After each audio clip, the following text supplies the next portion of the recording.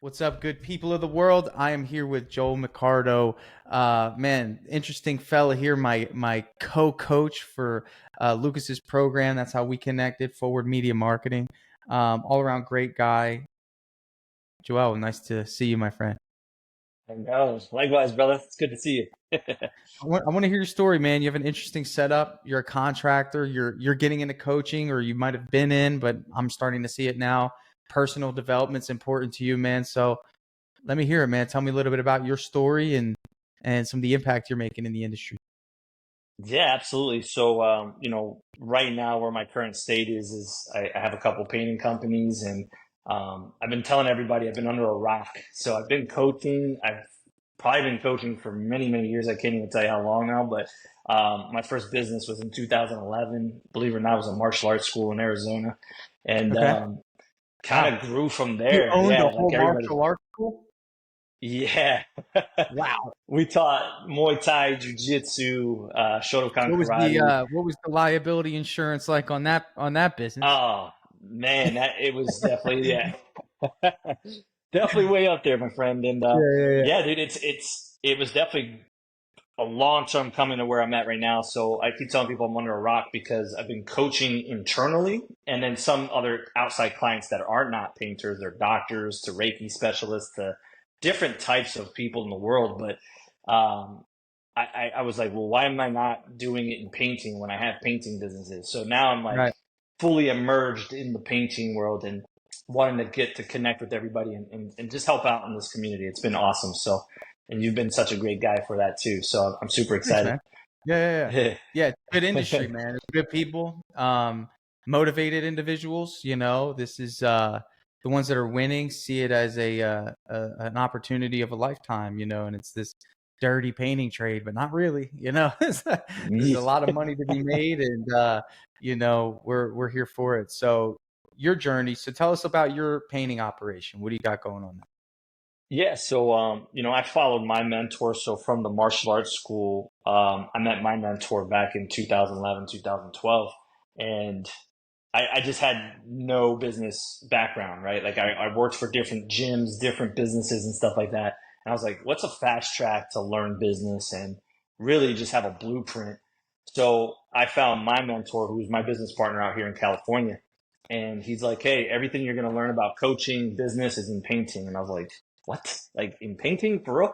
And he's like, yeah, in painting, this is what I've been doing. It was the stepping stone to, where I am in my life now. So, fast track, he presented an opportunity back in 2019, was like, hey, I want you to move to San Diego. So we sold our house, packed up, moved to San Diego, and just started learning and really immersing ourselves in the business. That's why I keep saying I was under a rock. I was just so focused on our operations and learning the business and really growing the business and then also teaching everybody in our organization. So that's where we're at now. What's your role day to day? It's definitely changed a lot in the last year. Right now, I like to say I'm a director, so I'm constantly checking in with my estimator, production manager, and then obviously I have other companies, so I'm constantly just doing leadership training on a daily basis and taking care of tasks. So I am overseeing payroll. I do see certain things like that still because I like to know the numbers. So I'm really heavily involved in all businesses. In terms of operating two businesses, what are some challenges that you face as a hybrid? I would say being too available. Because a lot of people don't know I have a pest control business too in Pennsylvania, and I tend to, want to be available for the team. So what I've learned in this last year, I have to really get really good at delegating and then empowering everybody and giving them the leadership role that they need to be in order for me to do what I do. Because if I just do everything over the phone and answer everybody's questions, it'll just never end, right? And they'll So never you grow. so you run that entire business virtually in Pennsylvania. Yes, sir. No kidding. Yes, sir. And how did that get started? So my cousin was a pest. She actually, that's what she did for a living for a while. And then, unfortunately, the owner that she worked for had passed away.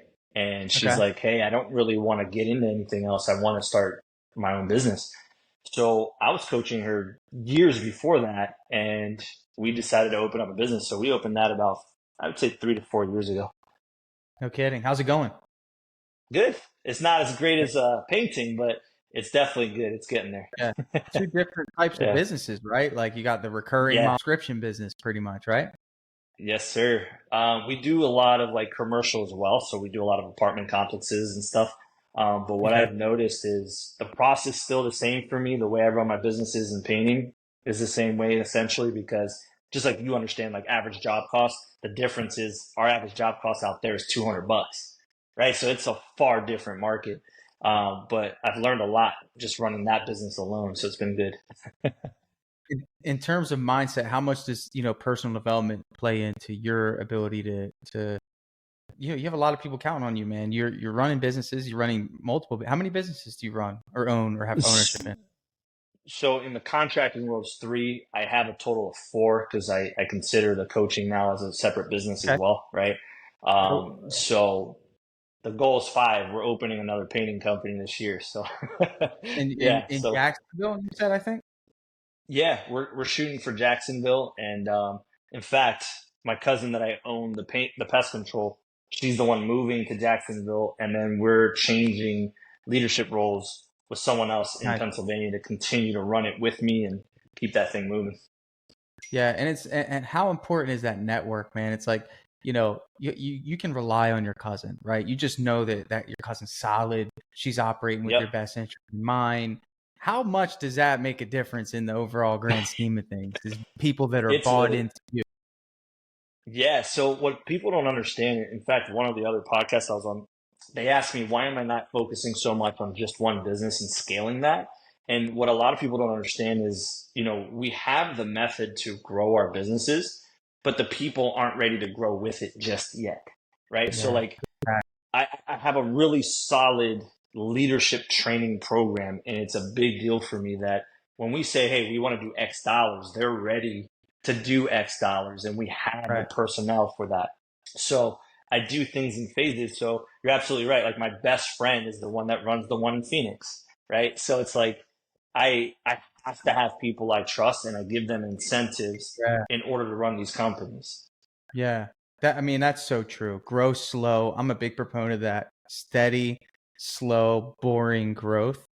It took Yep. me personally, yeah, it took me 3 years in business to get to three crews Yep. running, and that was at a smaller scale. It took me probably the fourth or fifth year is when it was full time, three crews, at volume. And it was mostly because that crew leader position needs to be someone that I have as like a confidant, dude, someone that's going to war as a general representing the kingdom, right? Like, and Yes, that's kind sir. of how I see it is like it Yeah. takes time to find those people, man. And if it's not someone you grew up with or not someone that's a relative that is representing the bloodline, finding that off of Indeed is Hmm.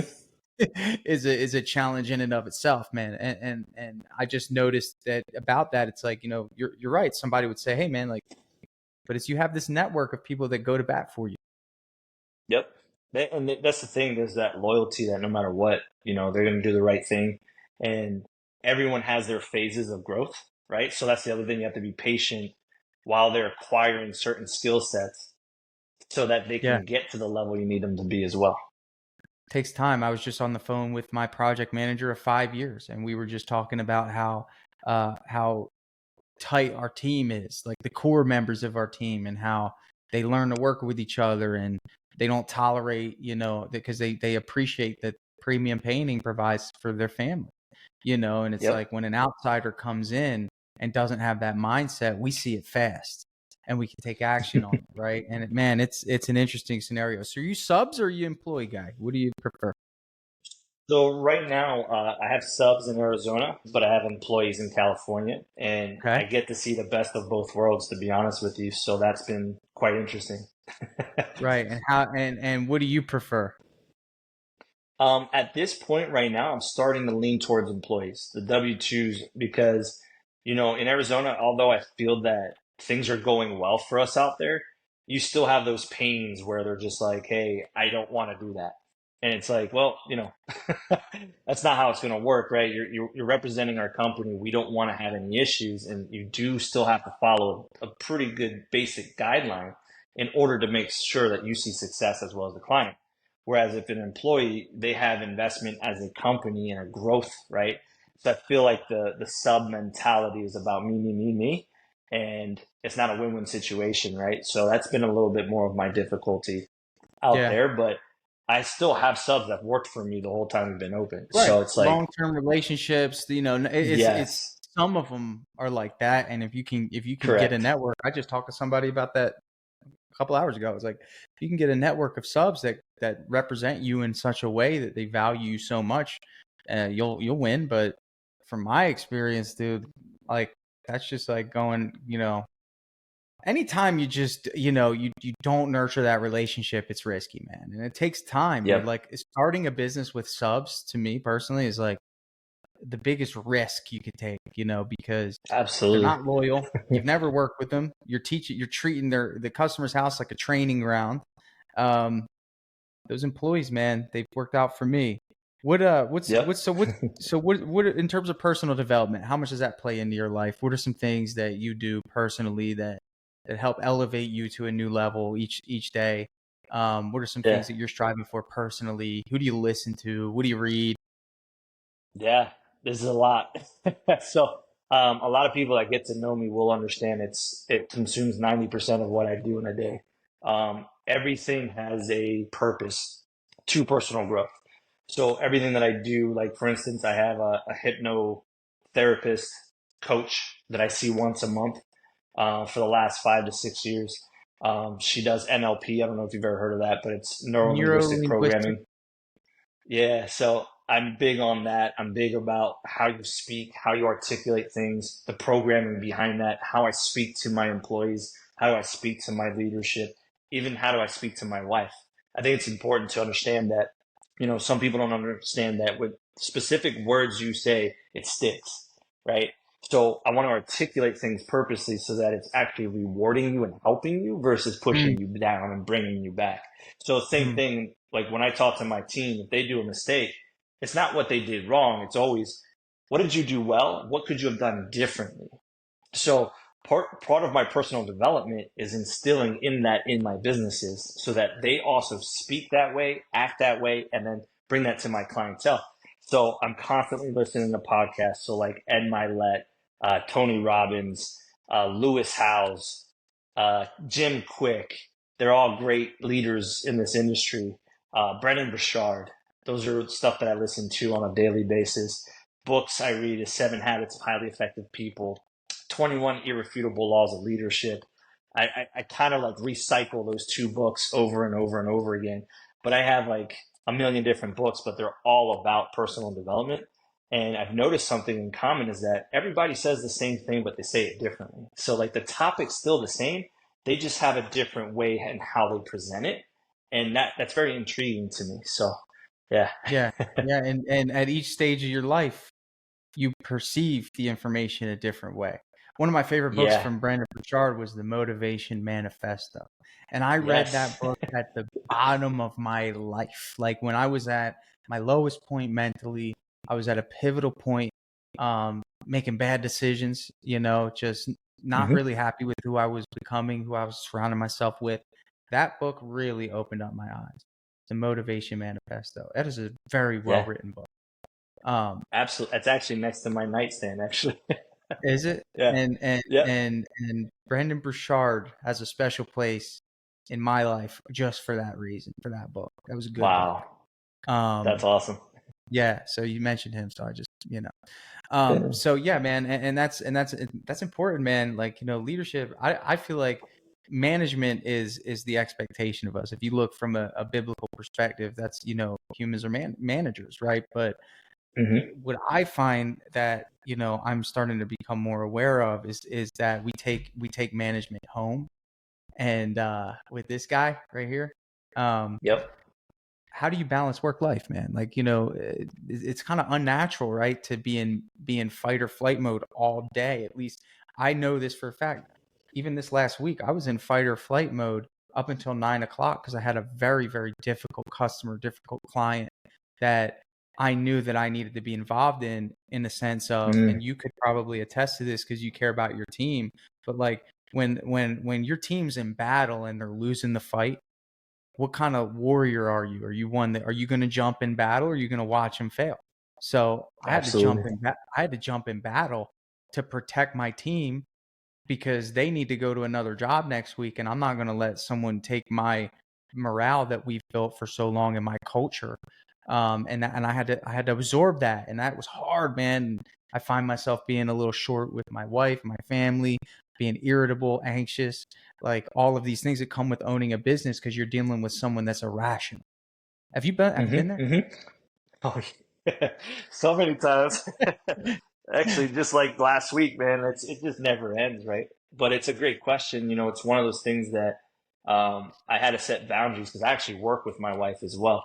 So Okay. the painting company out here, she's my office manager. So there had to be at some point, what's the disconnection of business? Because it can always just be that talk, and then you forget to nurture your relationship.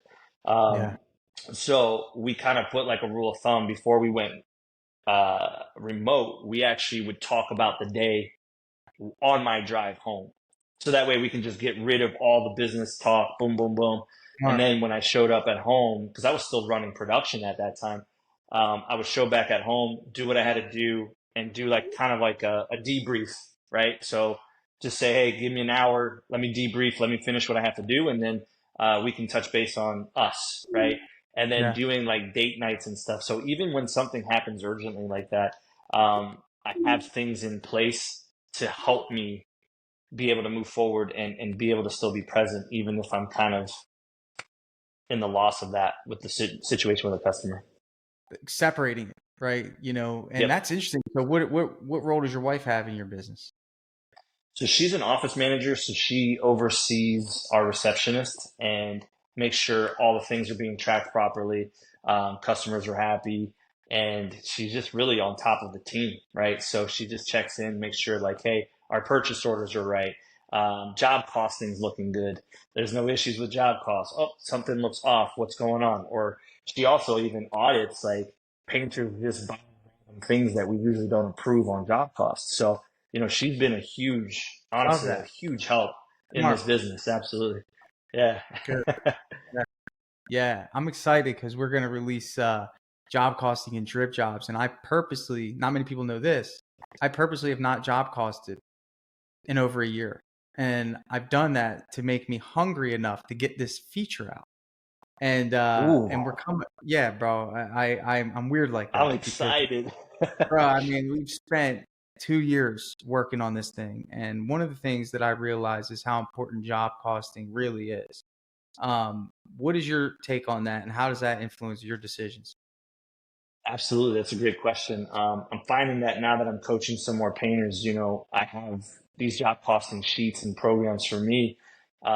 I make all my decisions based off of how are we performing. Numbers don't lie, right? Like I always look at Not how numbers. much you sell; it's how much Um, you keep, right? Yeah, absolutely. So profitability is a big deal for me, right? And it allows me to audit things and just see behaviors in the business just off the numbers, right? I go, okay, well, I'm seeing this crew is always 20% or higher in materials. That just doesn't make sense. What's Right. going on? And then I dive Yeah. into the audits on the purchase orders, or I go out in the field and I start going, hey, show me your process. What are you using? What type of tips are you using? Are you using too much paint? Like, what's that process look like? And when I start to dial in that way, it also allows me to get back in the field again so that I can actually talk to the production manager and be like, how did you oversee this? And it's another Yeah. opportunity for me to coach my team. So Yeah. job costing is very important and it allows you to see the story, where you're going and where you've been. So I think it's a Right. very important tool. Absolutely. Yeah. It has to be. I mean, sales is cool, but how much did you keep? How did the team do? How did the team produce? Yeah, man. Yeah. What inspires you, man? What inspires you as a business owner, as a leader, as a motivator of men? Yeah. Honestly, is seeing people win all day long. I don't talk about the Bible much, but I'm a man of God, and I believe that our job is to serve. And in order to serve, you have to serve people too, right? So like, there's nothing more that makes me happy to hear that someone won in their lives, and because they were able to get tools, things that they're lacking that no one was willing to invest in them, and they can get that from me, you, other resources, guys that are like, hey, I'm willing to help you, right? Like, there's times I tell people all the time, they're like, yo, how much are you gonna charge for this? I'm like, dude, I'm just here to help. Like, don't worry about that. Let's get you to the promised land, right? Let's show you what it takes to win. And when you start Yeah. seeing that, I'll see you back. Don't worry about that. I know you'll come back. And like, it's so rewarding. Like, at first, when I got into painting, I wasn't so excited about it because I didn't come from a painting background. I came from a gym industry. And when I started seeing guys are like, I heard you even say this the other day, and I was like, man, I can connect so much with Tanner on this. Guys are quitting their part-time jobs because we're teaching them how to win while painting. Right. Like, hearing that their wives are doing well and they're able to afford this schooling for their kids and they're buying brand new trucks because we're teaching them financial literacy. Like, that is rewarding to me. So that's why I keep wanting to do more and more businesses, because I go, how can I impact them by providing to them? And that's where my niche has fallen now. So yeah, that's I love my that thing, man. yeah, it's tough, man. Yeah, it's important because you know, you never know who, like with this social media, internet stuff, you never know who the reach is going to get to.